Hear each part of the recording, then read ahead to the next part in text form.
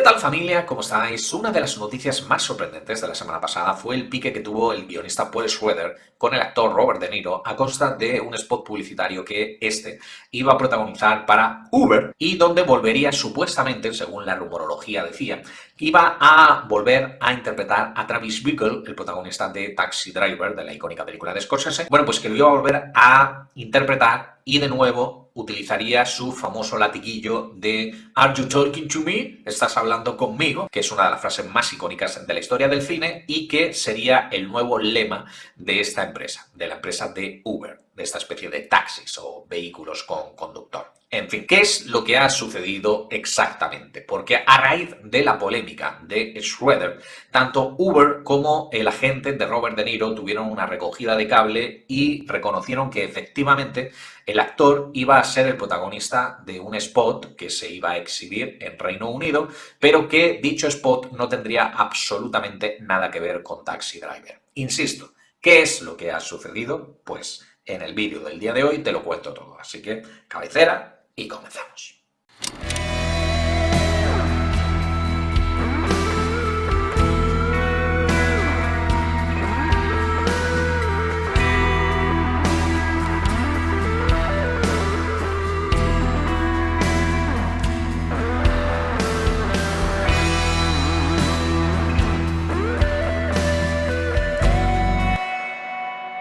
Bueno, para empezar vamos a reconocer que, tal y como se contaba en Lost in Translation, la película de Sofía Coppola, una de las principales fuentes de ingresos secundarias de los actores y actrices de Hollywood es protagonizar campañas de publicidad para marcas, ya sea en sus países de origen o en otros países. En el caso de Lost in Translation, el protagonista Bill Murray viajaba a Japón. Y sí, muchas veces estos cheques es para repetir sus icónicos personajes. Por ejemplo, hace un tiempo os hablé precisamente de que Bill Murray repetía su rol de Phil Connors en una marca de rancheras, creo que era un de Land Rover, ¿no? De Land Rover, en fin, que repetía su rol de El Día de la Marmota, aquí en España estrenada como Atrapado en el Tiempo, fue hace apenas un par de años, cuando estábamos en la pandemia. Posteriormente, creo que fue al año siguiente, Winona Ryder repetía su icónico personaje de Eduardo Manos Tijeras, la película de Tim Burton, aunque en este caso quien la acompañaba no era Johnny Depp, sino que era Timothée Chalamet, que esto también es gracioso, porque no es la primera vez que Chalamet le roba, comillas, comillas, un papel a Johnny Depp. También le ha quitado el de Willy Wonka en la precuela musical que está a punto de estrenarse por parte de Warner Bros. E incluso Bruce Willis, antes de enfermar por afasia, repetía como John McClane, el protagonista de Die Hard, en un spot de baterías de coches. Así que sí, es bastante probable que, por mucho que lo estén negando, Uber le hubiese ofrecido a Robert De Niro protagonizar su spot para que repitiera como Travis Bickle, el protagonista de Taxi Driver, en la campaña que se va a emitir en Reino Unido. Pero, ¿por qué se está oponiendo a ello Paul Schrader, el guionista de Taxi Driver, y por qué parece que le han hecho caso? O sea, ¿es que acaso Taxi Driver es más suya que del propio Robert De Niro o de Scorsese, ya puestos que era el director? Bueno, pues la verdad es que sí. Ya os lo he contado en otros vídeos, más o menos, la vida de Paul Schrader, pero bueno, os hago un pequeño resumen. Paul Schrader es un guionista que se crió en una familia ultracatólica y súper conservadora hasta el punto de que no vio películas durante su infancia. No le dejaban ver películas. La primera vez que vio una película en cines fue El profesor chiflado, de Jerry Lewis, la original, vamos, y fue porque se escapó de casa. Y ni siquiera le impresionó mucho, ¿no? Porque ya tenía 17 años, era la primera vez que veía una película y se quedó en plan de... ¿Y tanto para esto? Precisamente por eso, porque no se enamoró de la magia del cine cuando era niño, su visión sobre la industria y sobre el séptimo arte siempre ha sido más analítica y reflexiva que el del resto de personas, hasta el punto de que la crítica Pauline Kael, sí, la misma que supuestamente inspiró a Quentin Tarantino para su futura y última previsible película, bueno, pues la crítica Pauline Kael animó a Paul Schrader a que estudiara cinematografía y se convirtiera en crítico de cine igual que ella. Pero el medio, el séptimo arte, iba a llevar a Paul Schrader por otros derroteros y junto a su hermano, a principios de los 70, escribió el guión de una película titulada Yakuza, que sin embargo no funcionó. O sea, la película fue un desastre económico, pero sin embargo llamó la atención de la nueva hornada de directores norteamericanos, entre los cuales estaban Brian De Palma, el propio Scorsese o Steven Spielberg. Este último le ofreció a Schrader que escribiera el borrador de su próxima película, Encuentros en la tercera fase.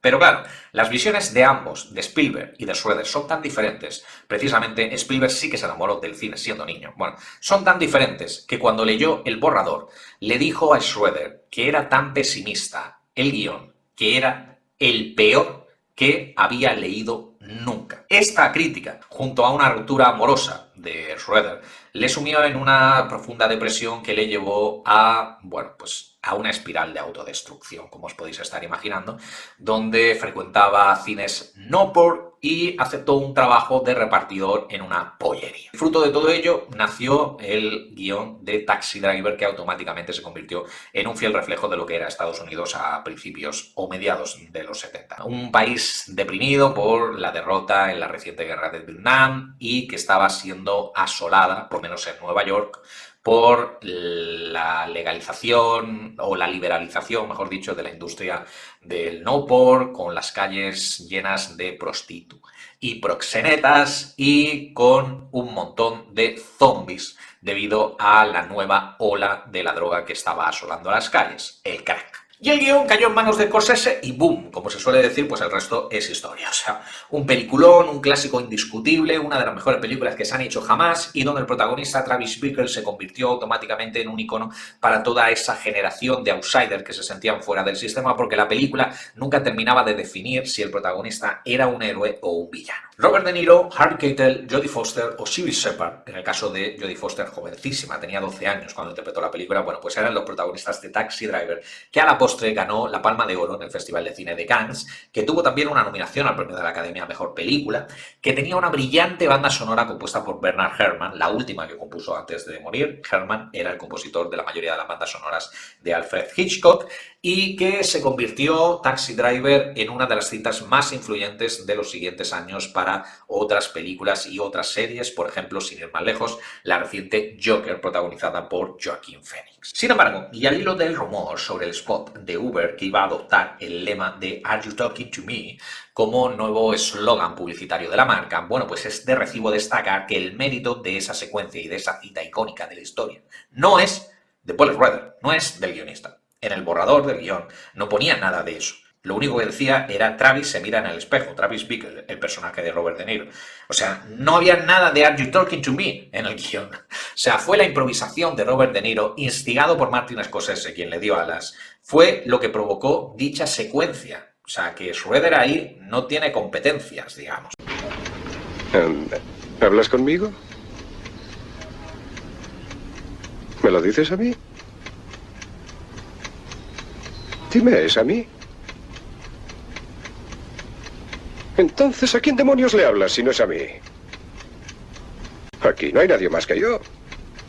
No obstante, pues bueno, también es comprensible el celo que tiene Paul Schrader con lo que se haga o no se haga con Taxi Driver, porque es la película que definitivamente le abrió las puertas de la industria y, como os he dicho, también es tremendamente personal por el momento en el que estaba pasando cuando lo escribió. De hecho, Taxi Driver fue la película, el guión que le abrió definitivamente las puertas de la industria, volviendo a trabajar de nuevo con Scorsese en otras 3 cintas, también otros 3 peliculones, 3 clásicos. Toro Salvaje, también protagonizada por Robert De Niro, La Última Tentación de Cristo, protagonizada por William Dafoe, o Bringing Out the Dead, Al Límite, aquí en España, protagonizada por Nicolas Cage, todas ellas con el sello característico de Paul Schrader, varios sellos característicos, entre ellos que los protagonistas eran hombres atormentados. Bueno, de hecho, Taxi Driver permitió también a Paul Schrader ponerse detrás de las cámaras y convertirse en director hasta nuestros días. No es que sea responsable de muchas obras maestras o clásicos indiscutibles de la historia del cine, a excepción de una película que ahora después os voy a comentar, pero con todo y con eso es lo más parecido en Estados Unidos a cine de autor. Sus películas son todas iguales, las amas o las odias, pero bueno, al menos tiene sus rasgos característicos. Sin ir más lejos, el año pasado estrenó El maestro jardinero, protagonizada por Joel Edgerton o Sigourney Weaver, donde Edgerton interpretaba a un hombre solitario, atormentado por su pasado, miembro de una antigua banda de supremacistas blancos que después de traicionarles ha encontrado una nueva vida en el sistema de protección de testigos, rehaciendo su vida trabajando en un jardín botánico al que le dedica prácticamente su vida. Habría sido una fantasía más de película si Schrader hubiese conseguido contratar a Zendaya, que era su primera opción para la tercera protagonista en Discordia. ¿no? Una chica negra, para más señas, de la que el personaje de Edgerton se enamora, que de alguna forma es como una especie de redención en su vida anterior, por lo menos. Habría sido una fantasía, digo, pero bueno, con todo y con eso, no es una obra maestra, pero la película El maestro jardinero se deja ver. Y actualmente Schroeder también está trabajando, ya os digo que el tío no ha dejado de trabajar desde Taxi Driver. Actualmente, si la huelga de actores no lo impide, pues el próximo 2024 tendríamos que ver O Canadá, que supondrá su reencuentro con Richard Gere muchos años después de la película más icónica de Paul Schroeder, American Gigolo. Y que sí, que American Gigolo recientemente también tuvo una adaptación en forma de serie de televisión para la cadena Showtime, y ya que estamos, pues bueno, os voy a dar mi opinión sobre la misma, porque la serie obviamente la he visto. La serie de American Gigolo es una basura. Fin, no, ahora hablando en serio. La serie de American Gigolo es decepcionante, muy decepcionante. O sea, es una de estas ficciones en las que yo estaba dentrísimo desde su mera concepción, precisamente por eso, por el recuerdo que tenía de la cinta original de Paul Schroeder. Y el primer capítulo es muy bueno. John Bernthal interpreta a Julian Keel, ¿no? La nueva versión, en sustitución de Richard Gere, y joder, es que parece que se ha comido al actor.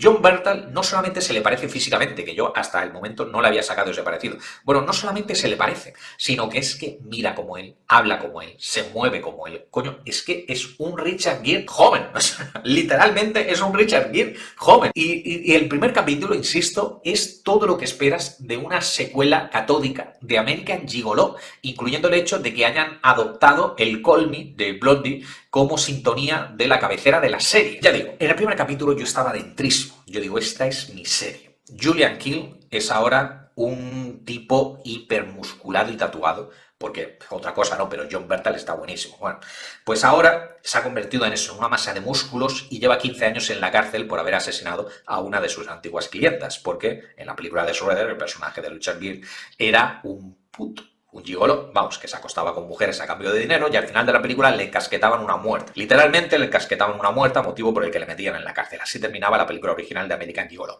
15 años después, resulta que un delincuente a punto de fallecer se confiesa culpable de dicho asesinato, le hacen unas pruebas de ADN que certifican que efectivamente él fue el responsable del asesinato. No sabemos ni por qué, ni quién le contrató, pero el tipo se confiesa antes de morir, y entonces exoneran del delito al personaje de John Bernthal y le ponen de patitas en la calle. De manera que tiene que rehabituarse al mundo normal, al mundo fuera de la cárcel, y además, si puede, reencontrarse con el único amor verdadero de su vida, Michelle, ahora interpretado por Gretchen Moll. El primer capítulo es esto y es una fantasía. A partir de aquí, la nada absoluta. O sea, es que no saben qué hacer con el concepto. Ni siquiera saben qué hacer con el personaje principal, que se pasa toda la serie dando vueltas de aquí para allá como un alma en pena, pero sin hacer absolutamente nada. Además, es que ni siquiera la serie se autodefine a sí misma, porque al principio te habían dicho que iban a ambientarla a mediados de los 90, ¿no? Como si efectivamente fuera una secuela que se hubiera hecho 15 años después del estreno de la película original, que se estrenó en 1980. Bueno, pues en el primer capítulo hay un personaje que dice, claro, es que YouTube va a revolucionar el mundo del entretenimiento. Y digo, YouTube a mediados de los 90. O sea, no sabes dónde se ambienta la película. Y encima, para ser una serie que se llama American Gigolo, que se basa en la película American Gigolo, es que no es sexy. O sea, es todo lo contrario a sexy. ¿Y por qué han hecho esto? Os estaréis preguntando. Bueno, porque David Hollander, que seguro que conocéis porque es el creador de otra serie muy conocida, Ray Donovan, en fin. David Hollander iba a ser también el showrunner de esta American Gigolo y es el responsable de la dirección y del guión del primer capítulo. El mejor, como os he dicho. ¿Qué es lo que sucedió después? Que lo echaron. ¿Por qué?